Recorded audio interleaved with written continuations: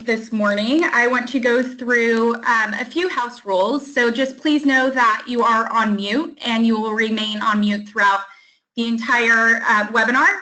If you do have questions, please use the chat function on the right-hand side of your GoToWebinar panel. Just submit those to the organizer and we will field those at the end of the session.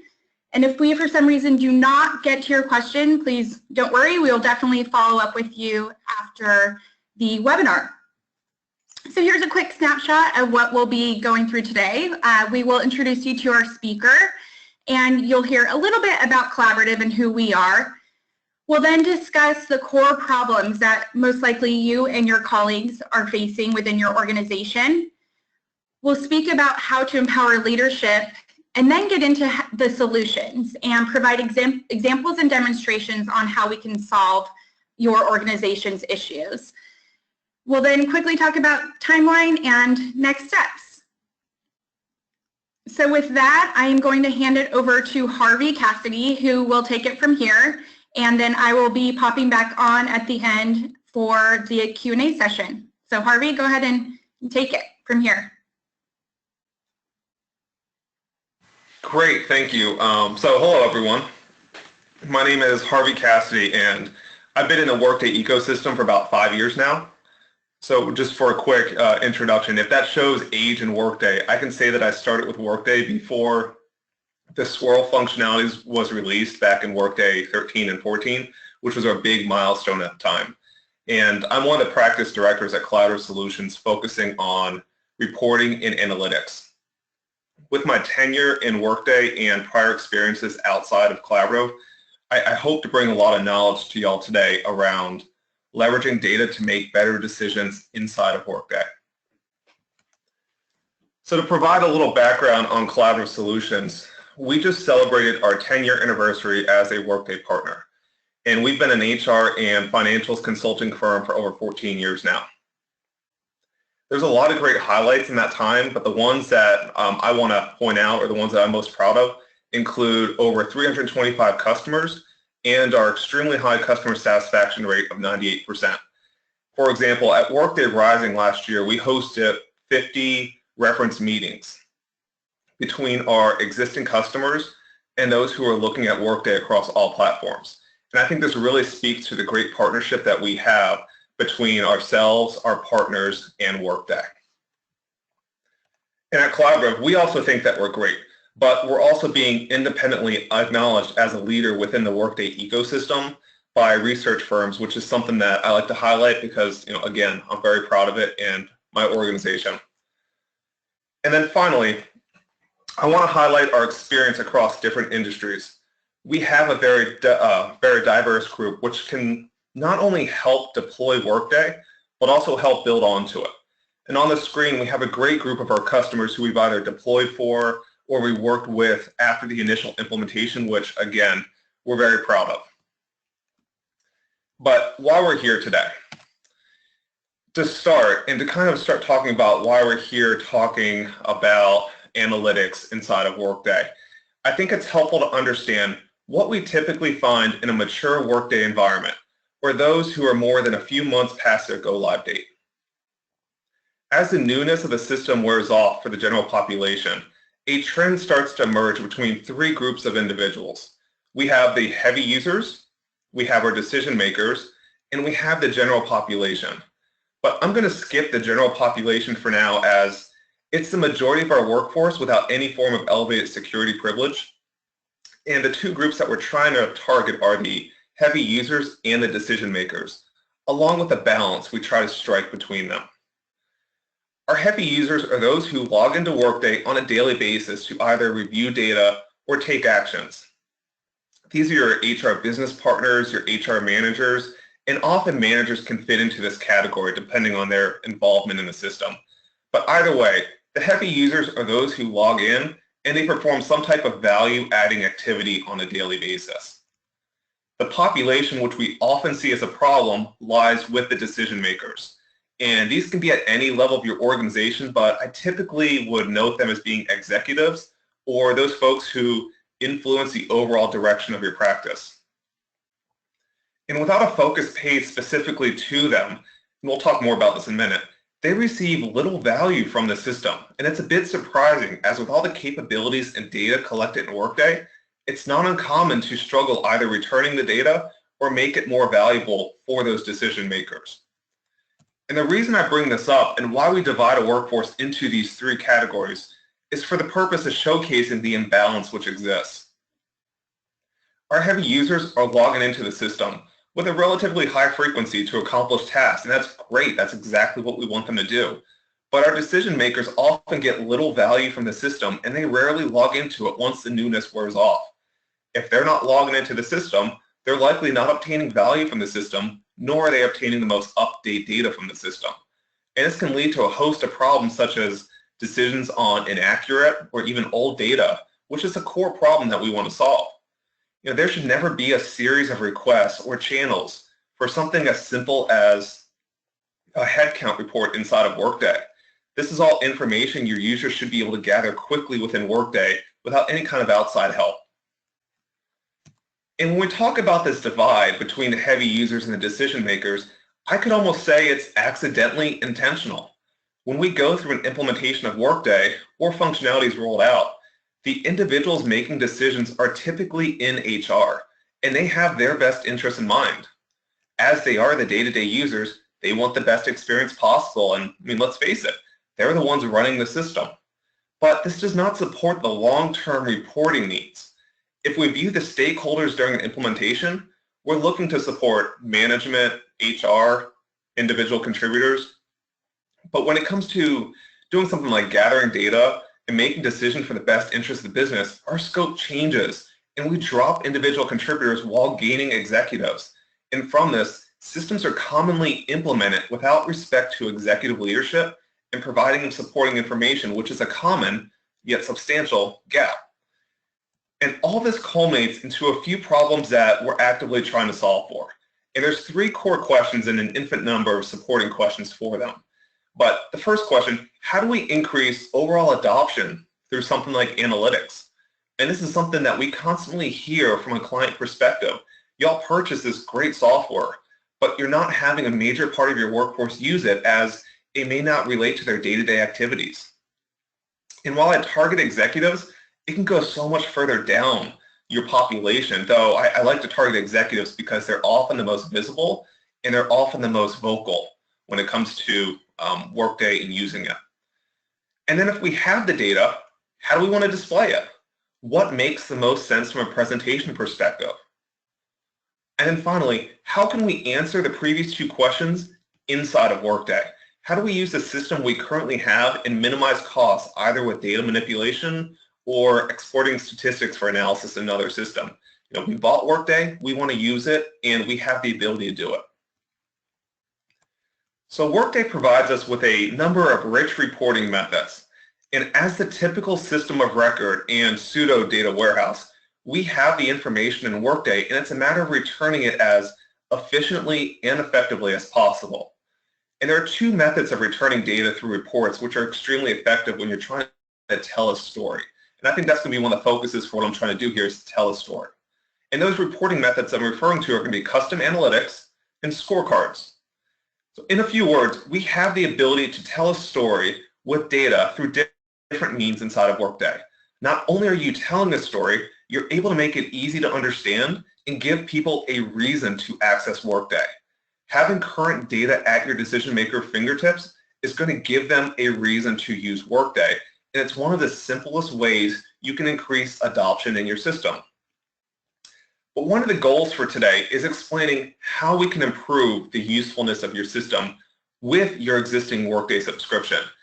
So the two methods that we're talking about with custom analytics and scorecards are going to be included in your HCM subscription, and you're only limited by your ability to develop or partner on a deployment. So the barrier to entry is rather low in my opinion. And the first method I want to discuss is what we have on the screen in front of us, custom analytics. And custom analytics are a different term for using the charting capabilities of custom reports inside of Workday. Whether you're using advanced reports, matrix reports, trending, Nbox, the presentation of this material back in the form of dashboards is an incredibly powerful tool.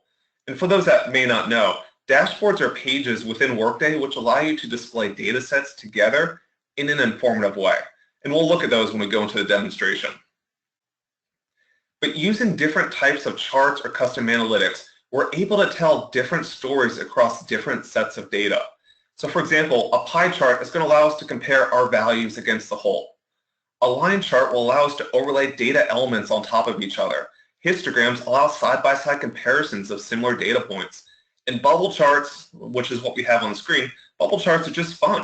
I mean, they have a great use case with representing totals of data against several variables, but I happen to be partial to them, and I love using them because they're visually appealing and they're different from what you typically think of with analytics. It gives your end user a different way to look at data. And there's always going to be more than one way to tell that story or to give that information to your end user. And that's what we want to cover today, is how we can explain that story, how we can show you the different vehicles for accomplishing those end goals. And when we create these reports, or when we talk about custom analytics, we typically strive to either use a trended or indexed data source where possible. These data sources, which are the backbone of how a report is developed, are optimized by Workday for report generation. And they're going to do things like allow faster results, and that's probably the most critical component to a quality dashboard is quick results. So trending, when we talk about it, trending requires a flag to be turned on inside of Workday for data to be generated, but the simplicity of enabling something like trending along with the value of the output is incredible. You get 3 years of rolling transactional history that you can bring into reports. And in my opinion, and we'll kind of focus on this a little bit later, trended reporting is going to be your best bang for your buck in terms of Workday reporting. The other variety of reports that we provide are also known as scorecards within Workday. And scorecards are very similar to custom analytics in that they return data, but this is a slightly different version of accomplishing the same end goals. Scorecards are now a couple of releases old, and we're seeing a substantial interest in deploying the functionality. When I gave a regional user group presentation a year ago on a similar topic, this was one of the most talked about items by the group, and as a follow-up afterwards. One of the problems though, and maybe this isn't necessarily a problem, is it's tougher functionality to implement due to a backbone of composite reporting and metric calculations. I mean, this is not to say it's difficult, but it does require a little bit more planning and effort than other options, which is often a drawback due to the time investment for the solution. But comparing it to custom analytics, there's a lot of advantages gained using scorecards. And some of the core differences between the two of them include trending indicators. So for example, arrows and dots and colors, things that draw your attention to the metric. We also have population of target percentages against metrics. So for example, on employee headcount, I have a target percentage, a target number of 400. And then additionally, and again, we'll kind of focus on this one a little bit later, consolidating data points on a single scorecard to me is probably one of the biggest things with scorecards. But that's not to say that some of these differences are not available on something like custom analytics as trending is, but it's a little easier to see and understand on scorecards in my opinion. Information is also consolidated here, so it's going to allow you to return data and inform the user what they need to be concerned with through things like shading and indicators. On the upper right side, this internal fill percentage, I mean, it kind of pops to you because it's red. It lets you know that there might be a problem with this and you might need to look into it.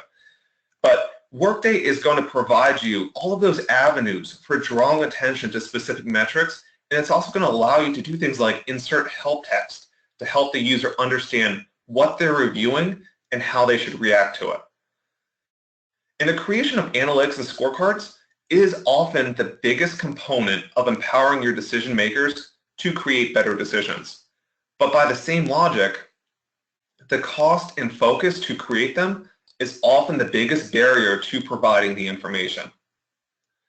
So let's look at a couple examples of the type of value that you can expect from Workday and give you some ideas on maybe how you can improve your own system. Now, I have these organized in a way that provides value of showing and explaining the report. Your interpretation and design might be a little bit different, but the core of the structure is going to be fairly consistent. So our first example is the headcount report for HCM. This area chart shows the headcount changes by quarter for an organization.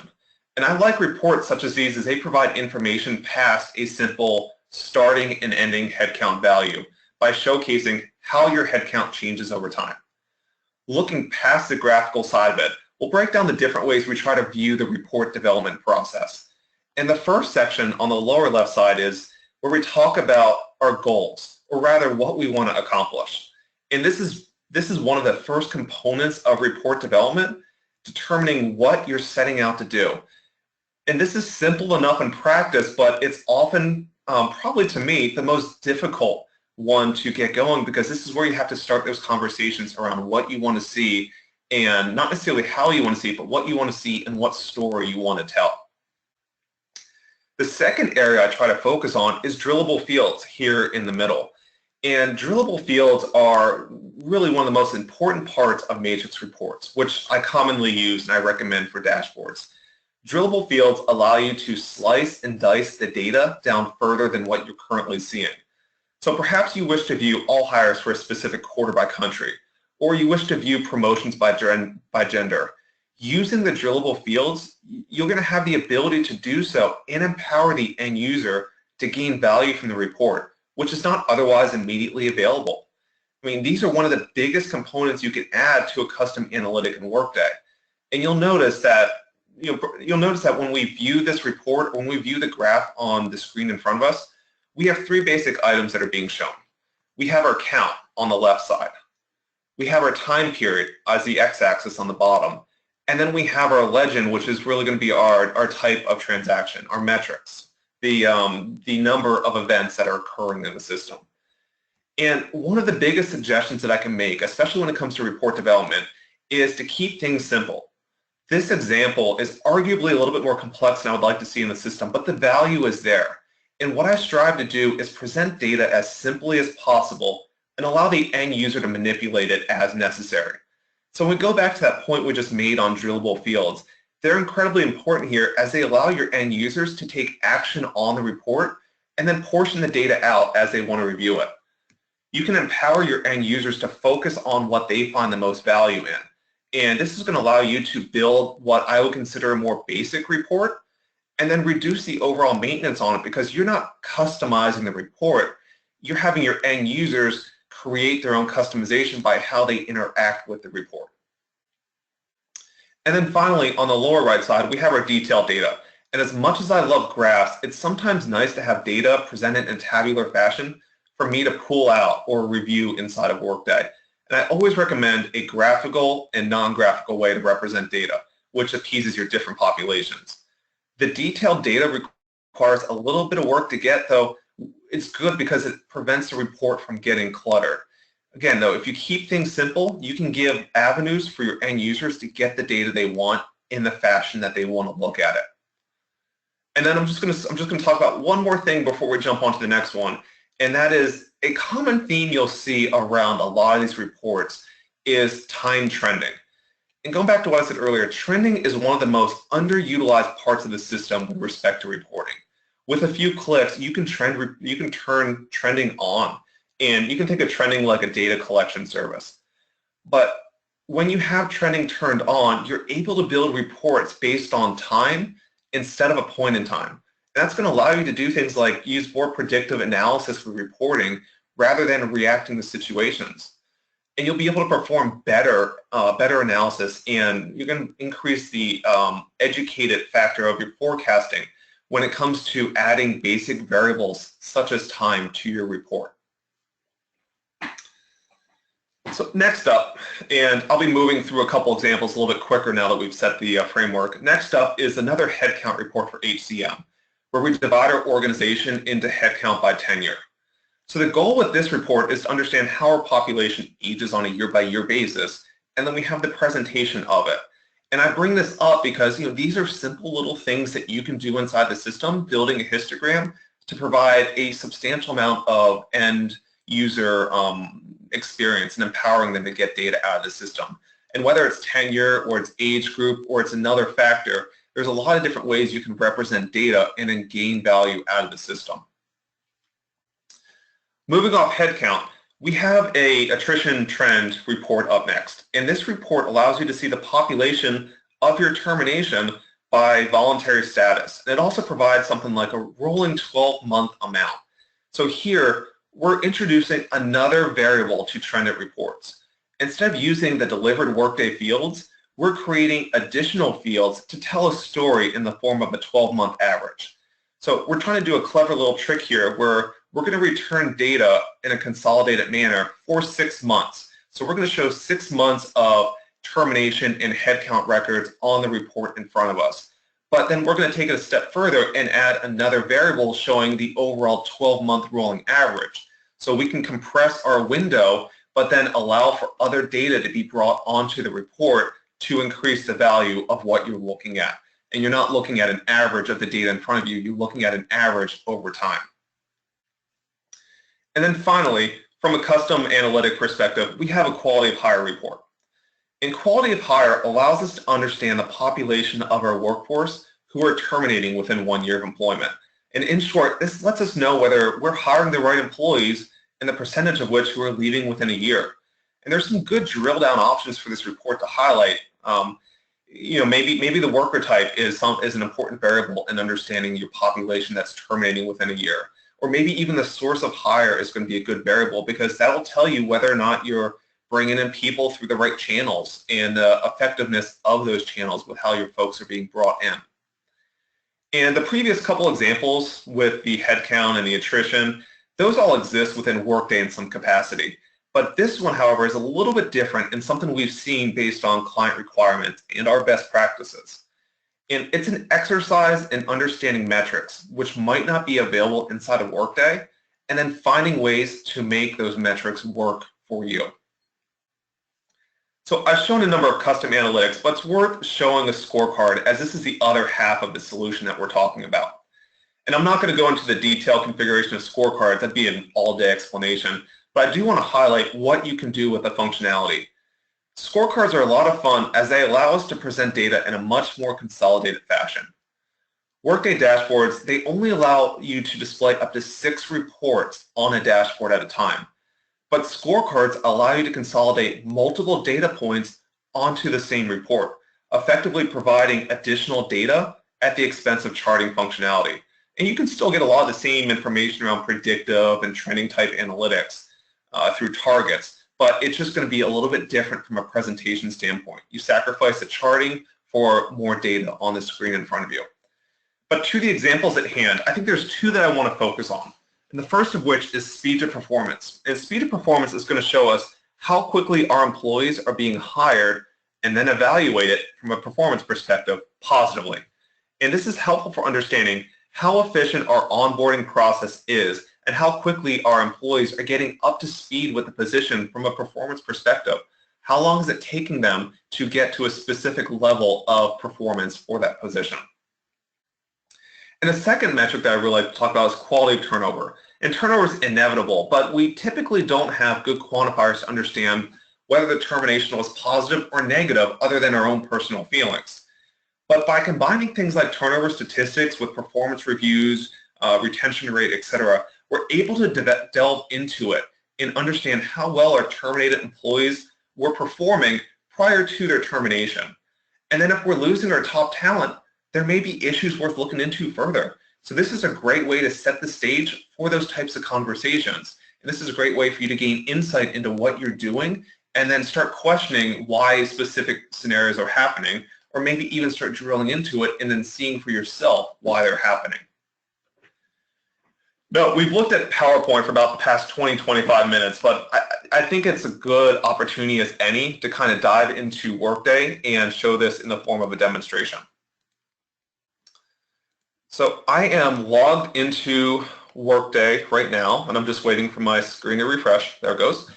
I'm logged into Workday right now, and I'm going to enter a worklet specifically for dashboards. But what I want to point out before we do that is if you create any dashboards in the system, you can link them directly to your home page, and you can make them immediately accessible. So from the time someone logs into Workday to the time they're viewing a dashboard is 1 click. But I'm going to go ahead and go into my dashboard worklet. And I have 2 dashboards set up to talk through with you today. I have a scorecard dashboard and I have a headcount and compensation dashboard. I'm going to click on the headcount and compensation dashboard first. We're going to talk through some of the reports there, and then we'll go into the scorecard dashboard. So from the time I click until the time data returns is a critical component of how valuable your dashboards are. Workday has a 30-second timeout, I believe it's 30 seconds. They have a 30-second timeout from the time you click to the time that the dashboard will stop generating data for reports. So it's critical for you to develop reports and be under that 30-second window. But to me, that 30-second window is a little bit too generous. So using the delivered indexed and trended data sources inside of Workday, you should be able to get that time down to about 15 seconds or less. Because when you're someone that's logging in and trying to get data, you don't want to sit around and wait for the data. You want the data as quickly and effectively as possible. And when I clicked on it and when I ran it, I think the data returned in about 7 to 8 seconds, which is perfectly acceptable. But what I wanted to show you is some of the ways that you can build reports and then have your folks interact with them inside the system. So in the upper left, we have our headcount analysis, and we saw this a little bit earlier on one of the slides. And from a dashboard perspective, I have this as a small dashboard. I have this as a small worklet, and we can kind of navigate throughout and see the different parameters as they exist. But what I want to do is I want to go ahead and blow this up a little bit more and just spend a minute talking about the way that they can interact with these types of custom analytics. So when I blow it up, I can see everything on the screen in front of me. And it's great. I can hover over a point. I can see how many hires I had, how many terminations I had, how many promotions I had, and I'm having trouble with my mouse, I apologize. And then it'll show me the actual numbers as well. But on the left-hand side, I can also establish dynamic filters or dynamic facets, if you will. And I'm able to click on them and then compress the data down based upon that parameter. Some of the other things I'm able to do with the report is I can also drill into it to gain more insight into what I'm looking at. Simply by clicking on a point, in the report and then being able to drill into it a little bit more. I'm going to save the drill in for our next demonstration, but I do just want to showcase that when you have the report, you're able to kind of manipulate it and play with it a little bit more. Now, I'm going to go back to my dashboard, and I'm going to talk about the report on the upper right-hand side when it populates. That is going to be my headcount by year by tenure report. And I think it's helpful to look at headcount by year based upon your tenure to understand year by year how your headcount changes. But if I'm a user and I don't like this report, another thing that you can do is you can give them options for replacing this report with another report. So on the upper right-hand side, I'm going to configure my landing page, and I'm going to look at this. I'm going to look at a different worklet. I'm going to substitute out the tenure worklet. I'm going to see if I can do one based upon age group. So I happen to have another one configured in the background, but I'm going to go ahead and just swap out my tenure report, and I'm going to swap it out with my age group report. So what we're doing is we're giving your end users the ability to customize what their dashboard page looks like and what reports are going to appear on their dashboard page. Tenure was not a good metric for me. Age group is a good metric for me. And with a couple clicks, I was able to sub it out and put a different report or a different custom analytic in here that's now going to be saved every time I log into Workday. And something like this is helpful because it allows me to see, based upon my current year, I have 151 people who are between the age of 41 and 50. And this might be important because in 10 to 20 years, these people might start their retirement process at my organization. And I might want to look at it and see what type of impact am I going to have from a retirement perspective. So what you can do is provide a simple metric like this.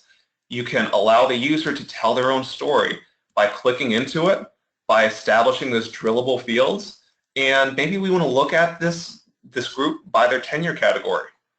And I can see for the 191 people that I have, 151 people I have, excuse me, I can see that I have a lot of people I have 99 people that have been here at the organization for 15 to 20 years. And that might have a large impact on my benefits compared to if all these people had been there for less than 1 or 2 years. So there's different ways that you can look at data. There's different ways you can tell your own story with that data. And then, if they wanted to, or if your end users wanted to, they could drill into it and they could view this information maybe based upon gender, location, etc. I mean, when it comes to drill down functionality, it allows you to tell your own story, and it allows you to understand. It allows you to tell your own story, and it allows you to kind of drill into it and get lost in the data until you get that information that you're looking for. So there's two reports in the middle that I also want to highlight. The first of which, ethnicity and leadership percentage, and the second is going to be gender pay gap. And both of these are kind of interesting topics because they've been in the news, and we're starting to see them in the news over the past couple months and couple years. And something even like gender pay gap is, I think Equal Pay Day was about a week or a week and a half ago. And these are the types of metrics that you can provide your leadership or provide your population, your organization, to answer questions they might have. What percentage of our leadership is white versus Hispanic or versus Asian? And how does that change over time? Something like a simple stacked area graph based upon ethnicity will tell you that story. Or I really like this gender pay gap one because it's so simple, but yet it's so powerful. I can see with my executives, males, and again, I have trouble with my mouse, I apologize, but males make about $40,000 more on average.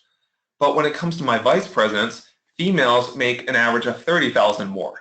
So it's nice to view from a high-level perspective with whatever way you break the data down, how your males and your females compare against each other from a pay perspective. And you can get more granular in this and allow drill down into job profiles to really dig that information out. But this is good from a high-level perspective on telling a story.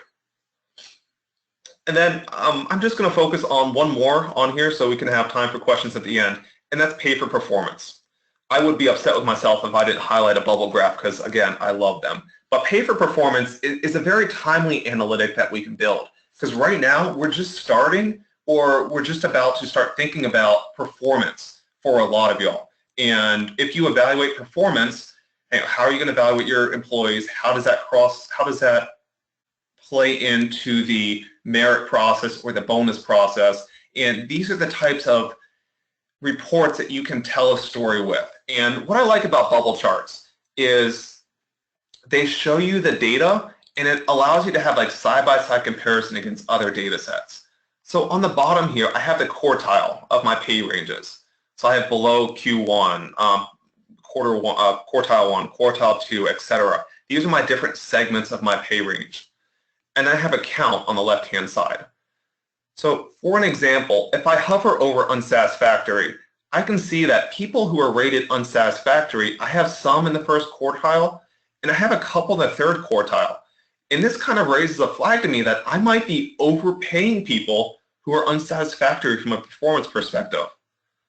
Or if I look at people who are outstanding performance, it looks like they're paid appropriately, but I have a lot of people in the first quartile or below the first quartile who are outstanding performers. Maybe I'm not paying them enough, or maybe there's something going on there that I need to look into. So very quick reports and very quick ways to get powerful data that'll support processes that you're going through today. And I'm going to get off of the webinar. I'm going to get off the headcount and compensation dashboard, and I'm going to hop on to the scorecards and show you a little bit there. So I'm going to spend a lot less time on scorecards. I'm only going to highlight one because the scorecard functionality it's generally repeated throughout because it's a very consistent view. It's a very consistent experience. But on the upper left-hand side, I've got a scorecard around how my company is growing and decaying. And this scorecard focuses more on growth. Am I enabling my business growth? And I have 4 metrics here. I have my worker headcount, and I can see my headcount is currently at 194, and I can see my target is 179. And I apologize if the resolution doesn't allow that to be shown, but the target is listed right below. But what I like about this is I can see that I'm over the headcount, over the target, and Workday tells me that my number is trending up. I'm hiring more than expected. But it's good that I'm hiring more because it's green. Something like my average time to fill down below, well, I am currently averaging 149 days to fill a position, and my target is 0. So Workday right here is telling me you're trending up with your days, and it's not good. You might want to stop and take a look at this and investigate it a little bit further. And what I really like about scorecards, though, is you have these great visuals, and it draws your attention to it. I mean, I can see at the bottom, I have a green thing for average compare ratio. I mean, I can safely think, okay, that's good. I don't need to worry about it. But then I can look at average time to fill, and my attention is drawn right to it, and I see it's a problem, and it's something I need to look at a little bit further. And with metrics inside of Workday, you're also able to click into them and get an explanation of what that metric is doing. And then you can also run reports to help you understand that metric further. So I have 194 people from a headcount perspective. I can look at a headcount analysis report and, oh, hey, here's my custom analytic I built earlier. This is showing me how my headcount is changing over time, telling me a story about how I got to where I am.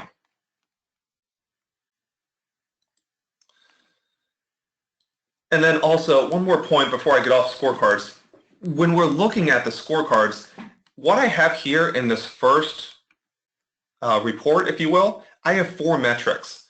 If I were using the custom analytics, this would be 4 separate graphs. So scorecards allow you to compress that data together to, in this case, tell a story about how well we're enabling business growth. Okay, so I'm gonna leave Workday for a moment. I'm gonna go back into the PowerPoint to talk about our deployment timeline next. And it's really our final topic for what we wanted to do today. So from a deployment timeline, or from a timeline perspective, the deployment can take as long as you want it to. I mean, if you want to do something with reports, or if you want to implement reports to drive better business decisions, it can take as long as you want it to. And whether you're using collaborative solutions to provide something like a series of pre-configured reports, or you're calling upon your own internal resources to perform development, the toughest part to me is actually starting. So what I've done here is I've laid out a timeline for what I feel is a level of effort for an internal implementation. And this is assuming a single resource with the ability to create simple reports. And I realize 5 weeks seems to be a very short period of time, but you know, that's what I would view if this is all those people were doing, if they were able to dedicate their time to this effort. If there are competing priorities, well, the timeline scales out from there accordingly. But this kind of goes back to the conversation around your decision makers and what they want out of the system. While the system was not necessarily designed with them in mind, you're going to have to start thinking about what you're going to do in the planning stage. And you're going to have to start thinking about having meetings with those individuals and entertaining what you can do with Workday versus what they want out of Workday. So that is going to be probably one of the toughest things to do, is actually start those conversations and perform those types of activities over the first week. And you know, one of the things that I like to kind of think about, and one of the things I kind of challenge people to look at, is if your executives don't know what they want, or if your end users don't know what they want, you're typically on the hook for doing this work.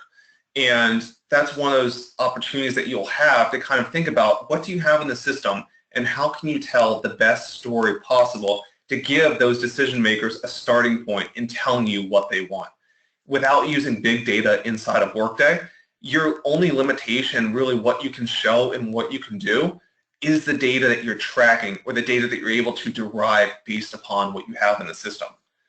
So thinking about the planning stage and then even the architecture stage, I see that lasting about a week and a half.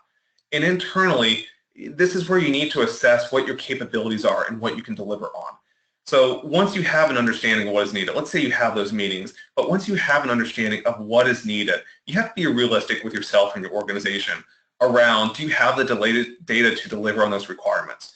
Is the data clean enough to report on? Do you have the bandwidth to even do something like this based upon your timeline, and what is a realistic timeline?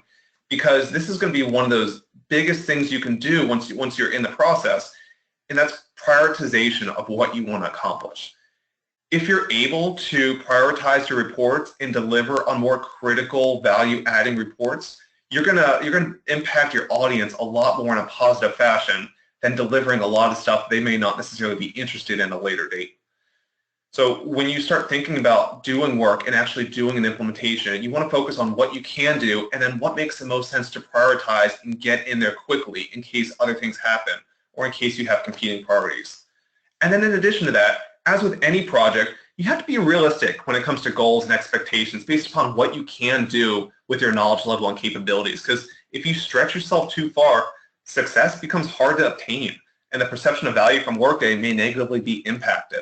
So you want to increase better decisions, and you want to make sure you're providing that same message by what you're delivering and how you're delivering it.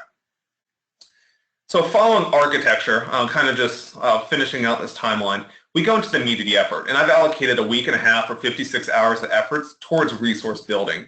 And to me, this is a sufficient time to build out roughly 10 reports and possibly a couple more, providing a dashboard.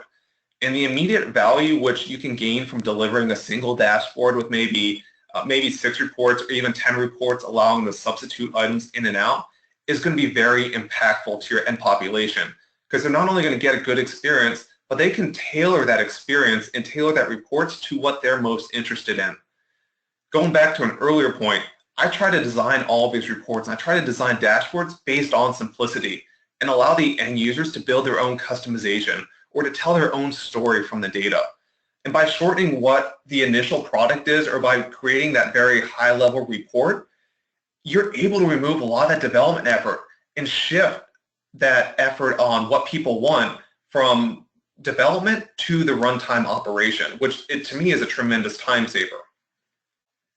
And then finally, just following the development, we usually undergo testing and promotion to production. And it's a rather simple phase as you're validating your metrics or calculating as expected and then making them available to your end population. So that cycle of test, tweak, test, deploy, I mean, that's going to be pretty consistent here as with anything else. One of the unique things with reporting, though, is as you test and you deploy reports, you can make them immediately available to your audience, allowing for a prioritization or even like a staged, staged is the wrong word, or even like a step type development effort. Now, with all of that said, if you find yourself in a situation where you need help with the process, I want to mention that Collaborative Solutions is here to help. We've developed an offering of reports with over 60 custom analytics and scorecards around key business metrics. And these metrics were developed based on best practices, functionality, and our own experience over these types of deployments. So we're effectively able to offer all these analytics and scorecards as part of a package for a quick implementation process. So this may be a level of involvement you need to get over the difficulties of starting a project. And you may need something like this to be able to start from a set of known metrics. I mean, maybe you'll have the resources and availability to do it in-house, but if not, this is to me a very attractive option for helping go from point A to point B, where point B is a very rich reporting environment, getting people to drive and make better decisions in the system. In addition to this offering that we have, we also provide a subscription service for report maintenance. So for example, as Workday updates occur, we actively take ownership of ensuring reports work with updates and then make modifications if any problems occur. And we also work on developing additional reports to offer throughout the year. And through a combination of our report offering and the subscription service, we're effectively offering a maintenance-free reporting environment, which will quickly provide you and your team with things like key metrics to help with day-to-day activities, system adoption, or even driving better business decisions, as is the topic today. And we're also constantly expanding our offering in this, and we'll expand our subscription service to accommodate, so there's always more information and there's always better things that we're building into this as time goes on. So wrapping it up, and we're about to get into the Q&A portion of this, I hope some of the information we displayed and talked through today gives you a little bit of a baseline or understanding on how you can leverage analytic capabilities within Workday.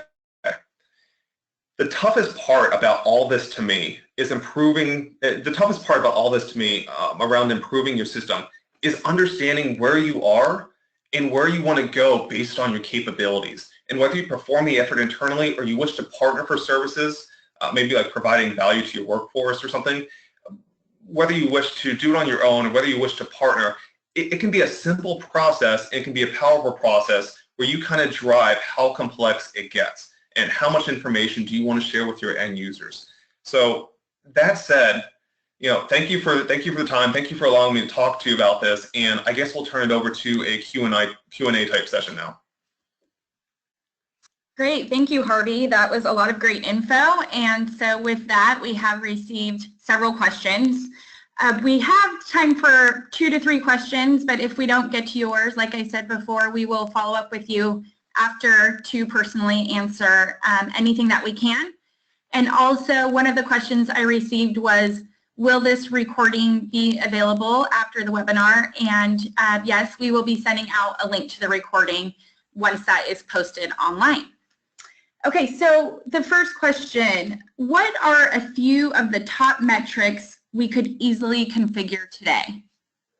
Well, that's a loaded question.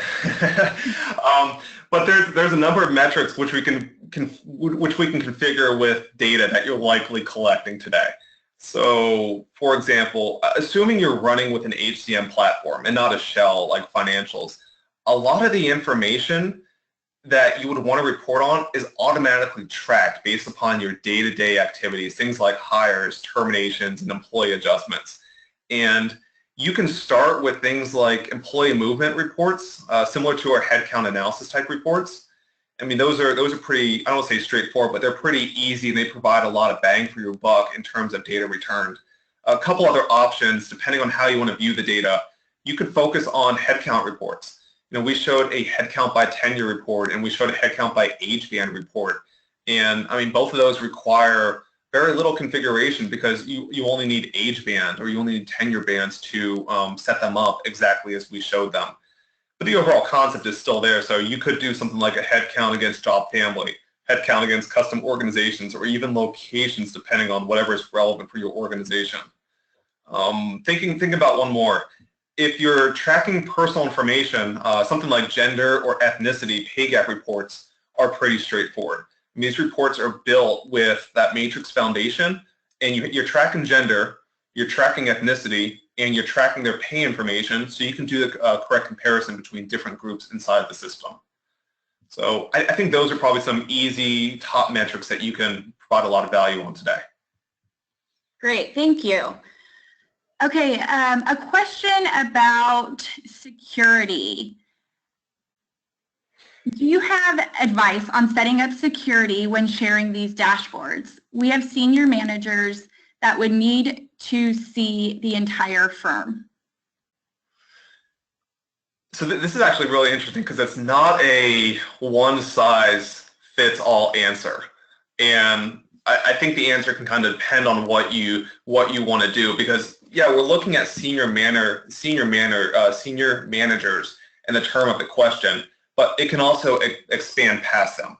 So if we're looking at that senior management, if we're targeting executive leadership, you can probably leverage the delivered management chain security groups to view data.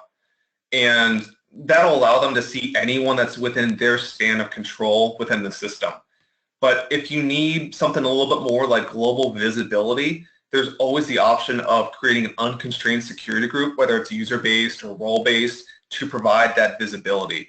There are considerations with that unconstrained access, though, because there might be you might have to attach an unconstrained group onto a domain that might open up another piece of information. So it's almost like that's a case-by-case basis. But when I typically set these up, I'll typically use management chain security to provide them everyone within their scope of visibility. And if they need it outside their scope of visibility, then that's when we look into unconstrained security groups. But I want to also answer the other part of that question, if you don't mind, because I'm sure there are some people wondering about non-executive security group. If you're targeting folks like HR or maybe even others like controllers or call center managers, you can often use the security groups which have already been delivered because their span of visibility is typically already established and they know the populations that they should be seeing.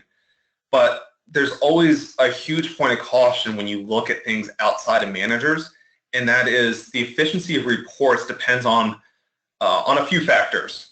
One of which is the data source we've talked about. But the other big one is going to be the security of the person running the report. So if you have a lot of intersection security groups or if you have a lot of complex security, it can actually slow down the generation of the reports. And sometimes it's noticeable, sometimes it's not as noticeable, but that's also something else to think about, is as your security gets more complex, generating data efficiently, quickly, and effectively becomes a little bit more difficult. So I'll turn it over to any more questions then. Okay, great. Thanks, Harvey. And I think we have time for just one more.